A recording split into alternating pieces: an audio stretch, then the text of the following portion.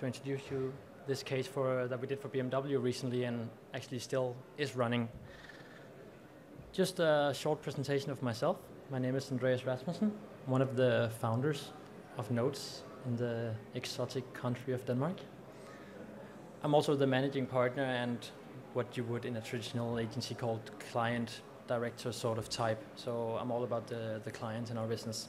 I'm based in Copenhagen, but I'm traveling quite a lot. Pretty much wherever our client needs us or our client needs me to be. I'm pretty much involved in the early phases of all client projects, or all major client projects at least. Just to give you an idea who we are, we build pretty much everything that has to do with digital campaigns. So we don't do websites, we don't do e-commerce, stuff like that, but we do everything cool and interactive in regards to campaigns. We do it quite a lot, and therefore we hope to think that we're pretty good at it. Just to give you an idea what size of company we are, we founded 3 years ago, like many other social media companies. Market leader in Denmark, trying to become the same in many other countries. Growing really rapidly. We hired around 20 people this year so far. Offices in Copenhagen, Hamburg, Oslo, and looking to expand to London, Stockholm, maybe a few more, maybe Dubai, who knows. So, just to not make everything about BMW, because the rules are, there are some general rules for executing on social media. And when I say executing, there's a lot of parts to executing a social media campaign. I'm very much referring to the act of developing applications. So it's not so much about driving content, it's not so much about producing content, and it's not really about the internal organization. All of the mentioned really important, but just to focus, and what we're focusing on is developing apps, whether that be Facebook, could be iframe apps for websites that has a social integration, could be mobile apps as well, of course, as I'll get back to.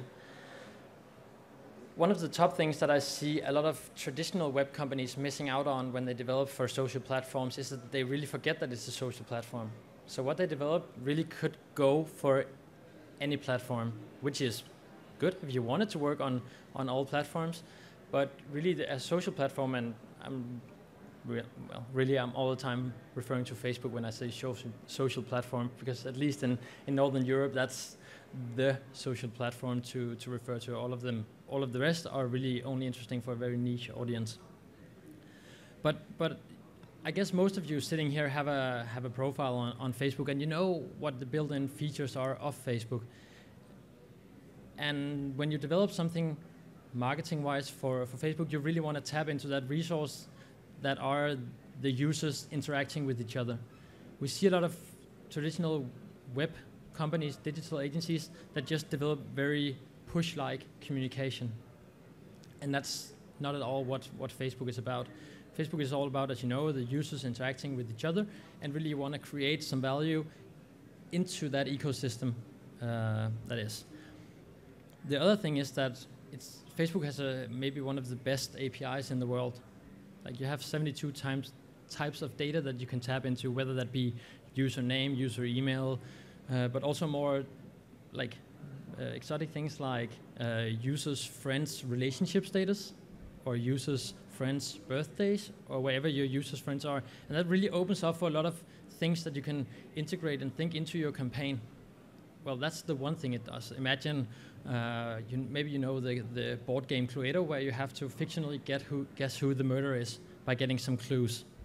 This you could do with one click on Facebook. So maybe I'll tell you that the murderer is 27 years old. I'll tell you that the murderer had a check-in in Burj Al Arab yesterday, so on, and thereby my friends can hopefully guess that it's me.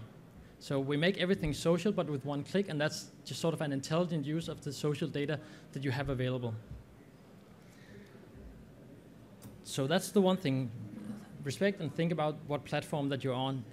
Like, it doesn't really help if you have the user data available. You all know how much does it cost if you add a click to a form.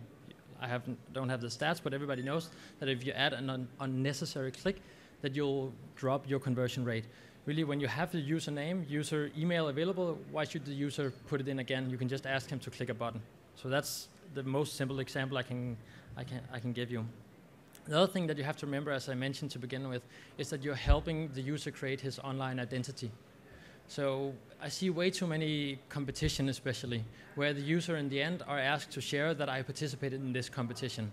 But really, unless it's the coolest, not even if it's the coolest brand in the world, why do I want to share that I participated in a competition? Because it's not really would you ever update your status manually that you participated in a competition with a coupon in the supermarket? No, you probably wouldn't, or I hope you wouldn't, because you would probably annoy your friends quite a bit. So really what you want to ask, or what you're doing, is that what you're suggesting that the users should share should be something that helps them form their online identity. So, and the last part, and what the BMW case is all about, is to help tap into this social resource to create the first step in your sales funnel. Social media is seen by many as a kind of small little thing that you do in the end, or with the last money that you have available in your marketing budget. But what other multi-million user channel don't you use for creating sales? And if you look at the biggest brands in the world, and I'll tell you how we got BMW convinced that this was a good idea. But if you look at the biggest brands in the world, they have maybe 10, 20, 30 million fans online. They don't think about it as a sales channel at all. And that's a shame, because it would get more budget if they did. And really, in the end, you can't ask users just to buy. You have to do it cleverly, because you all know how annoying that is. Because the user chose to subscribe to your updates. So, and if you just push them, they might as well watch your TV commercial. So the campaign called Make It Yours for BMW was done. It was launched, I think, 4 or 5 months ago, which was about 4 or 5 months prior to the launch of the new 3 Series. The 3 Series is launching all around the world, but at least the launch in Germany, which was one of the first markets that got it. The challenge was that BMW know that once you get the users to sit in a BMW, they are a lot more likely to buy the BMW, and thereby create the joy that they're referring a lot to in their advertising world. But how do you create that joy when the car is from 4 or 5 months away, and even in some markets maybe even a year away? So that was the challenge of this campaign. Another thing that's important to notice is that BMW, not in this part of the world and not in China, but when you look at the States and if you look at Europe, then the average 3 Series driver is, I think it's 54 years old. It's considered kind of an old man's car, and that's of course not very positive for BMW. If you look at this part of the world and if you look at China, it's kind of considered as a second car in the household. So that's a big difference, but this campaign was very targeted to especially Western Europe, but also to the States. So of course BMW want to at least create some more attention in a younger target group. And this was also part of the reason why they chose social media, because the most active users on social media are at least younger than 50 if you look at the general population, and maybe they're also younger than 30. They might not be the BMW owner right now, but hopefully they are in the future. So that definitely speaks to why they chose Facebook to begin with as the platform. The campaign is split into 3 steps, or actually just 2 steps. The third is the wishful one. So the first, it's launched globally on their Facebook page, the biggest automotive Facebook page there is, about 10 million fans. It's launched in English, but it's also launched in local languages so that the local markets can push it whenever they feel like it. So whenever the local market gets within 4 months, or whatever they feel like, they can launch their local version. It's IP tracked and everything. It goes into a local language, very seamless. So that was the first step. I'll tell you more about that step later.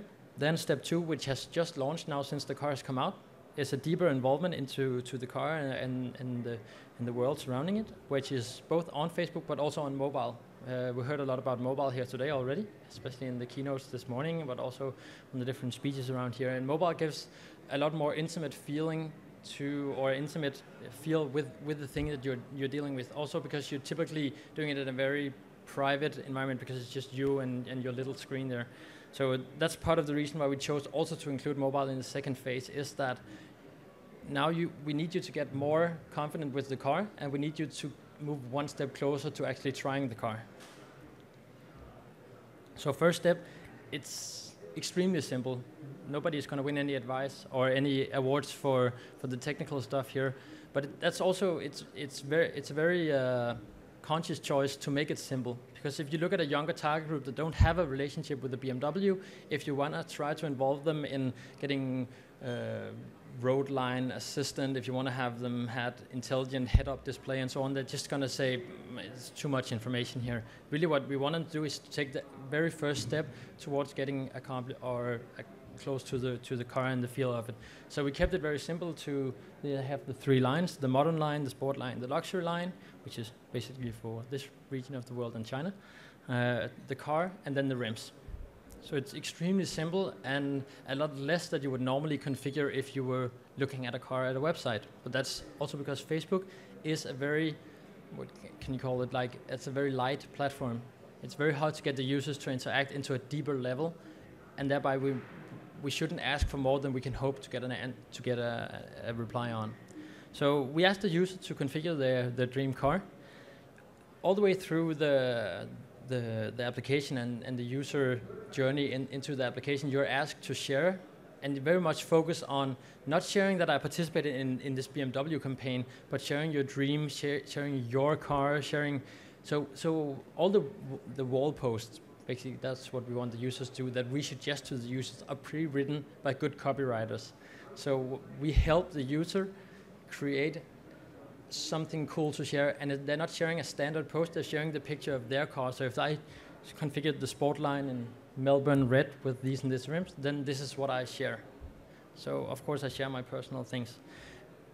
And maybe the funny anecdote, we were hired to do this by BMW, and we said, shouldn't we integrate it into your CRM system so people can book a test ride? And like, yeah, whatever. People are not going to do that on Facebook, and maybe you can do it, but it's out of your own money if you want to do it. So we said, okay, we'll give it a go. We want to prove to you that this can be done. So I'll get back to that later. But so the user configured a car, and one click they could just, if they entered the information on Facebook, they'll book a test ride. So it's automatically, if I'm in Dubai and I requested a test ride, then it's sent to the Dubai BMW dealer with all my contact information, the car that I configured, not that they use it, but if the salesman is good, then he can tell you. And then you'll be contacted by them, by your local dealer, when the car is out in 4 months' time. This is. So step 2, which you can now download in the iOS store or Android market if you want to, is it's both on Facebook, but I'll show you the mobile version now. So it's basically, it's the visualizer now, more in real 3D. I'm sorry for the picture. This was an early stage of the app on top. You can see that it's a bit plastic-like, but it's better in the actual app if you download it, where you can get more accomplished to the car, and you can zoom in and you can see all the different details. So that's one step. It's basically still the same thing that we did on Facebook, but don't mistake this, because an older target group, I normally compare to my dad. He has a smartphone, but he has really no clue how to use the advanced features. So he thinks it's really cool to show his friends. And my dad is plus 54 or 54. So he's actually the target group. He thinks it's really cool, these basic things that us marketeers normally think as being maybe just something that everybody does. My dad thinks it's really cool. So the aim of this step of the campaign is to get the users more accomplished with the car and more deeper integrated into the car. So there's 2 things to it. The most novelty-like feature is that you can see your car in 3D. So if I've visualized a car in there, and I'll walk up to my friend, I ask him to download the app or just send an MMS to his phone, and I use his phone as a fixed point for the car, and I can see it in 3D augmented reality style. So I can show him all the details using my phone as a camera, and I can zoom in on the rims and on the whatever details that I want. So the car that I actually did, I can show him in that way. The other thing is that BMW have this advertising universe that's called Versus. So here you have a versus scenario that's called fantastic versus pretty nice. They have something called boring meeting room versus room, like the car nice. So they have all these kind of different versus scenarios, and we want to have the users playing with this. So the car that you visualized, if you take up your phone and you hold up your camera, you can place your actual visualized car in a real setting. So of course we have people already that uploaded from different tourist attractions like top of the Eiffel Tower, so on, Burj Khalifa here maybe if I lived here. But again here, one of the best use cases, of course, place it in front of your car. So this is how my life would look with and without the new 3 Series. And again, hopefully it's funny to share, because it's my scenario, it's my car, it's my house, whatever it is. And again, of course, integration to your local dealer.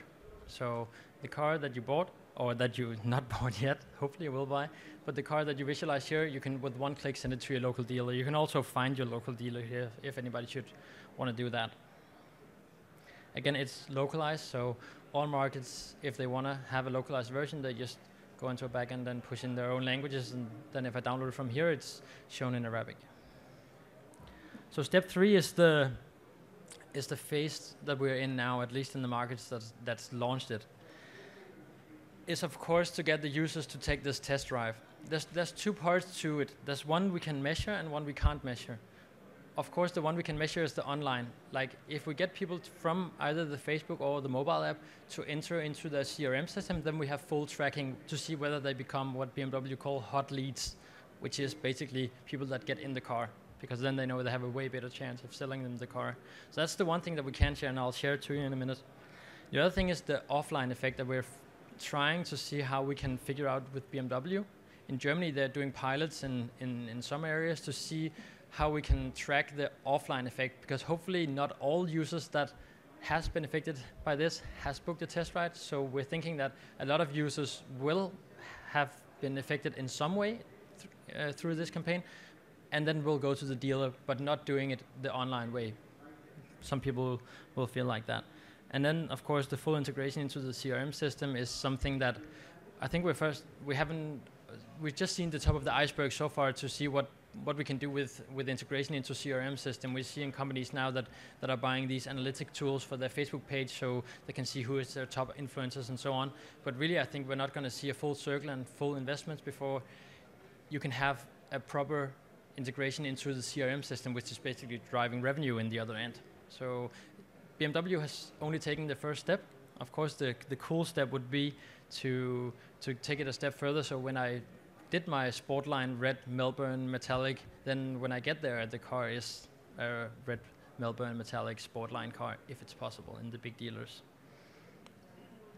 So the results, the really interesting part of this, there's things I can share and things that I can't share, but the average user of this app, this is from the Facebook stats, so that's why the big age gap here.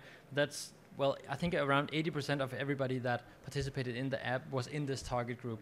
So that's succeeded, I could say. Maybe it's not going to show on the sales because these guys might be too young to buy BMW, considering their brand right now, in Europe at least. But we did reach this younger target group, not so much a surprise since they are the most active on Facebook. The other cool thing is that we reached all these users without any media buying. BMW has these 10 million fans, and they pushed through 3 wall posts. That's it. Total number of users is above 500,000 of this Facebook application. The mobile app is just out last week, so I don't have any numbers for that. But the Facebook version, this very simple app that I showed you, is 500,000. So we've had over 500,000 generated, visualized new 3 Series in a target group that's not normally acquired to or prone to buy BMW, and it's running really well. So in the last 30 days, we've had 124,000 users into this application. The mobile app launched last week. But as you see in the bottom, and the real cool thing about this, because it is kind of a basic thinking digitally case, the really cool thing is that the number of hot leads generated so far in the application resembles 40% of what they get on a yearly basis on BMW.com. So what you would think would be a big sales driver for them, this very simple app that haven't cost that much, I can tell you, is actually added another 40% to their hot leads created online. And I think this case pretty much speaks for itself, since which car brand wouldn't want to add 40% hot leads? And I would never imagine that the number I would have imagined that the number that we created through this app would have been as high as they were, but I wouldn't maybe have wouldn't have thought that the number on BMW was so relatively low. But maybe that says more about the usage on the web nowadays, that people don't use websites as much anymore, but they use social. But it's a very significant number of test drives generated through this this application and this campaign so far. Now the iPhone and Android apps are launching right now. You should download them. They're pretty cool. That's it for the case.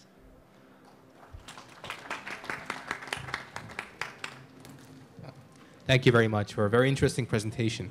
We're running a little short on time, but I think I just want to ask one question about the agency relationship with the direct end client.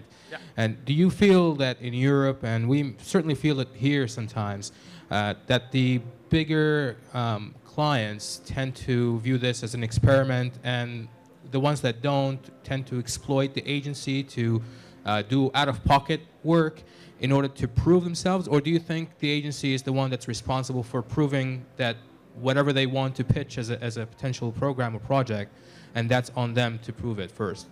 It's a big question, but I can pretty much agree on what you're saying.